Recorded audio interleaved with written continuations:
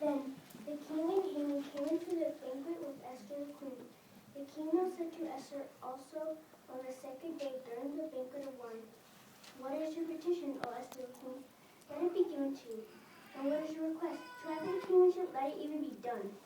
At this, Esther the queen answered and said, "If I have found favor in your eyes, O king, and if to the king it does seem good, let there be given to me at my own soul at my petition, and my people at my request. For we have been sold. I and my people have to be annihilated, killed, and destroyed. Now if we had been sold for mere men slaves and for mere maid servants, I should have kept silent. But the distress is not appropriate when with the damage to the king." The King Ahasuerus now said, "Yes." He went on to say to Esther the queen, "Who is this, and who is just the one who emboldened himself to do that way?"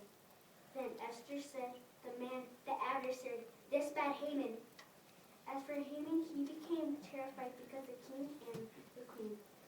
As for the king, he rose up in his rage from the banquet of wine to go to the garden of the palace.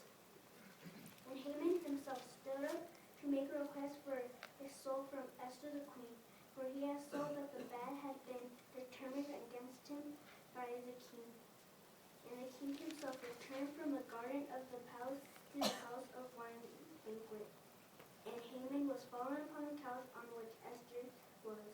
Consequently, the king said, "Is there also a raping of the queen with me in the house?"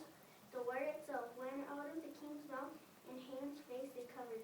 Harbona, one of the court officials before the king, said, "Also, there is a stake that Haman made for Mordecai, who had been spoken good concerning the king's standing in Haman's house, 50 cubits high."